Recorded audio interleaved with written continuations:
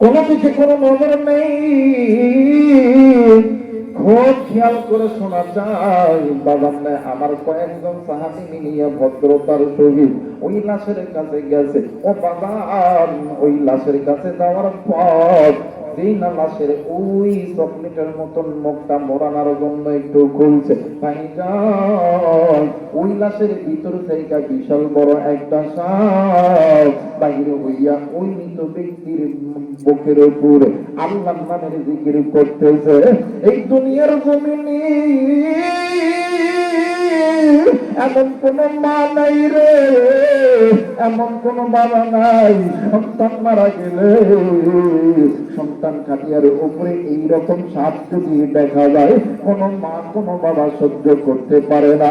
এই দুনিয়ার জমিনে এমন কোন সন্তান নাই, মা বাবা মারা গেছে, মা বাবার খাটের উপরে সাপ দাঁড়ায় আছে, কোন মা কোন বাবা সহ্য করতে পারে না। এইবার ছোট্ট দুইটি সন্তান আব্বা আব্বা করে কান্দে, সাহাবীরা কি করতে পারবে বড় হয়ে গেছে। এরা বন্ধু এক পর্যায়ে বাজার, এক পর্যায়ে হযরত আবু বকর এক পা দুই পা করিয়া যায়, ওই সাপের সামনে গায়া ডাক দিয়ে কই, আল্লাহর সৃষ্টি মাখন, তুমি একটু কিছুক্ষণের জন্য আল্লাহর নামের জিকির বন্ধ করো। তুমি একটু কিছুক্ষণের জন্য আল্লাহর জিকির বন্ধ করো। সর্প কিছুক্ষণের জন্য আল্লাহর জিকির বন্ধ করেছে। হযরত আবু বকর ডাকতে কই, সর্পরে তোমার পরিচয়টা আমাকে দিয়ে দাও। এইবার সর্প ডাকতে কই, আবু বকর আপনি আমাকে চিনবেন না, আমি আপনাকে চিনি, আপনি তো আল্লাহর নবী জলিলুল কদর সাহাবী, আপনার নাম হইল হযরত আবু বকর। আরে আবু বকর, আমি এই জায়গায় একা আসি নাই, আমার সঙ্গে আরো 69টি সাপ এই জায়গার মধ্যে এই ব্যক্তির জন্য কবরের মধ্যে অপেক্ষা করতেছে। ও বাবা, এইবার হযরত আবু বকর ডাক দিয়ে কই, সর্পরে আরো 69টি সাপ এই ব্যক্তির জন্য কবরের মধ্যে অপেক্ষা করতেছে। কই জি, আরো 69টি সাপ কবরের মধ্যে অপেক্ষা করতেছে। আবু বকর সাহাবী ডাক দিয়ে কই, যুবক রে, আমি তোমার মায়ের সঙ্গে একটু পর্দার ভিতর থেকে কথা বলতে চাই। কারণ হইল স্বামীর সবথেকে গোপন খবর থাকে তার স্ত্রীর কাছে। এইবার হযরত আবু বকর ডাক দিয়ে কই, বন্ধ, তোমার কাছে আমার একটা প্রশ্ন হইল, কখন বলো বলো, স্ত্রীর স্বামীর সবথেকে গোপন খবর থাকে স্ত্রীর কাছে, তুমি বলো তোমার স্বামী কোনদিন কি তোমার সঙ্গে কোনদিন কোনো খারাপ আচরণ করছে নাকি? ওই না না না, ও অগণবীর সাহাবী, আমি যেই দিন থাইকা আমি এই বাড়ির পুত্রবতী হয়েছি, ওই দিন থেকে আজ পর্যন্ত আমার স্বামী আমার সঙ্গে উচ্চ গলায় কোনোদিন কোনো কথা বলে নাই। একটু আওয়াজ করে বলেন সুবহানাল্লাহ। আর বর্তমান আমার বাংলাদেশে যদি একটু তরকারির লবণ কম হয়, লবণ কিনি নাই কথা বলা আছে না?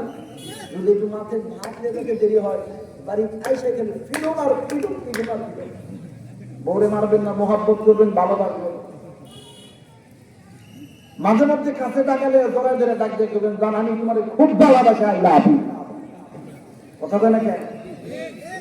ওই বেকারে মারি যায় না চাইতে ঘরের যেটা আছে এইটারে আই লাভ ইউ করবেন।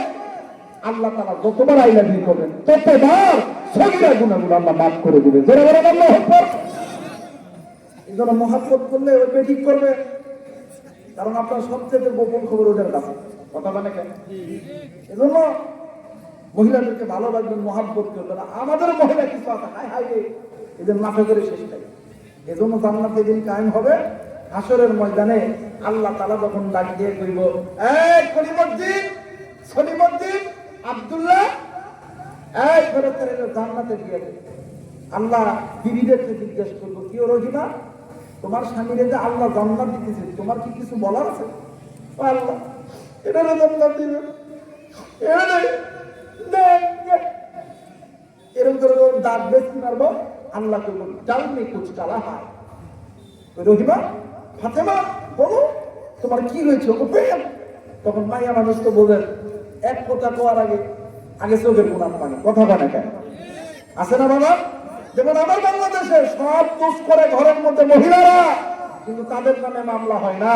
কিন্তু নির্যাতন সহ্য করে পুরুষরা, পুরুষের জন্য মামলা হয়, কথা বলেন ঠিক কিনা? যত আমাদের বড় ভাইরা আছে, বড় ভাইদের মানে কমো, খালি মেয়েদের চোখের পানি দেখা খালি ছেলেদের বিচার করেন না, কারণ যত সব তাদের গুরু তারা, কথা বলেন ঠিক কিনা?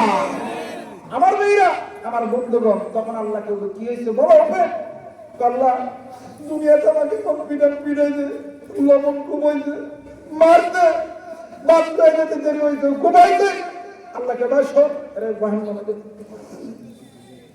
এরা জাহান্নামে দেবে। মহিলারা যেহেতু ওয়াজ শুনতেছে, মহিলারা যায় যায় মানে যায় দেখেন আজকের হুজুর আম করে পক্ষে, আম করে পক্ষে মাগো আপনাদেরকে যেমন জান্নাত দিবে, আমাদেরকে দিবে। রে কাদের সলিমুল্লাহ, তোর স্ত্রীরা আল্লাহ জান্নাত দিতেছে, তোর কি কিছু কম আছে? না, আমি কি করতাম দুনিয়াতেও একদিন ভাবছিলাম যে হাসরের মধ্যে একটু বিচার পাবো, পাওয়ার আশা নেই। দুনিয়াতে একটা ছোট্ট দেশ বাংলাদেশ, যে দেশে নারীরা পুরুষদেরকে নির্যাতন করে, এই নারীরাই আবার পুরুষ নির্যাতন মানে মানে এই নারীরাই আবার আমাদেরকে নির্যাতন করিয়া আমাদের নামে নির্যাতনের, নারী নির্যাতনের মামলা দেয়। আল্লাহ গো, ওই দেশে আছি, আল্লাহ ওই বেটির মাথার চুলের মুঠিটা ধইরা জাহান্নামে ছিটরায় দেয় না, কথা বলেন ঠিক কিনা? মুসলমান ভাইরা আমার বন্ধুগণ, এইবারে হযরত আবু বকর